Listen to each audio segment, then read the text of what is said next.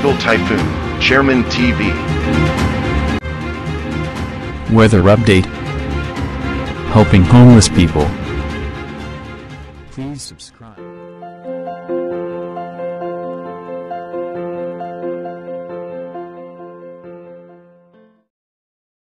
Magandang umaga po, ito po ang latest update natin para nga po dito sa minomonitor natin na si Bagyong Wilma.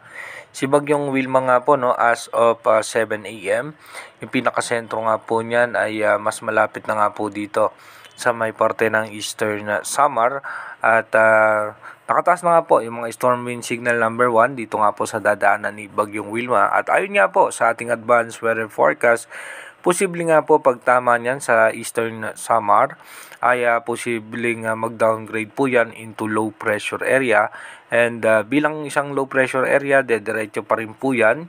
Dito nga po patungo pa rin sa may parte ng Rojas and then dito sa Sulusi at posibleng dumiretso po yan dito nga po sa may parte ng Palawan as low pressure area. Ayon po yan sa ating European Center. Pero ayon naman sa ating bagong pag-asa DOST, bilang isang tropical depression or mahinang bagyo, dire-diretso po yan patungo dito sa may parte pa rin ng halos dito po yan, dire-diretso yan sa buong Kabisayaan and then lalabas po yan sa Sulusi at dito rin po ay tatama yan sa parte ng Palawan. At yung ating amihan naman ay patuloy po ang paglakas. Expected na nga po natin yung may mga hangin at malalakas na pagbuhos ng pagulan sa Eastern Visayas, Surigao del Norte, Surigao del Sur, and Dinagat Island.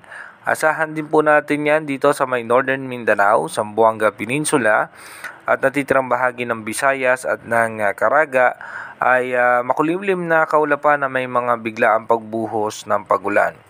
Habang ang shearline naman ay magdudulot naman po yan ng mga pag-ulan sa may Bicol Region, Occidental Mindoro, at dito po sa may Oriental Mindoro, Marinduque, and Romblon. Yung Northeast Monsoon naman o yung amihan, asahan naman po natin yan sa parte ng Cagayan Valley, Cordillera, and then dito po sa Aurora and Quezon, Metro Manila at natitirang bahagi ng Luzon.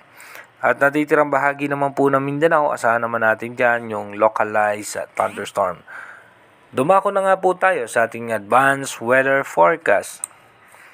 Dito po sa ating advanced weather forecast, bukas nga po ng alas 8 ng umaga, almost stationary pa rin po yung pinakasentro ni Bagyong Wilma at pagdating nga po ng December 7, Sunday, asahan na po natin posible po yan na maglandfall dito nga po sa parte ng Visayas at pagdating naman po ng December 8 as low pressure area, bibilis nga po yung pagkilos niyan at nandito na po yan sa parte ng Palawan.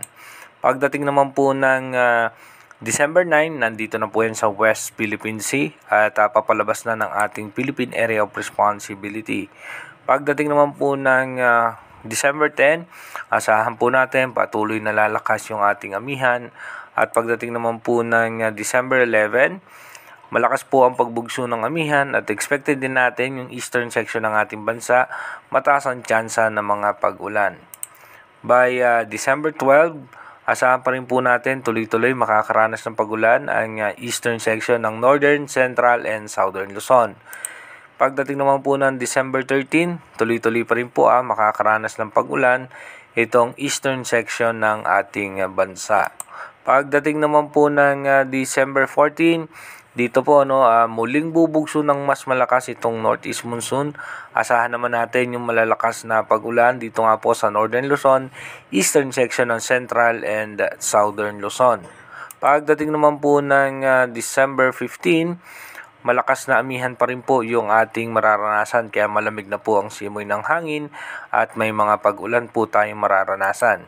Pagdating po ng December 16 and 17, tuloy-tuloy na po si amihan habang yung mga pag-ulan, asahan nga po natin may mga malalakas na pag-ulan.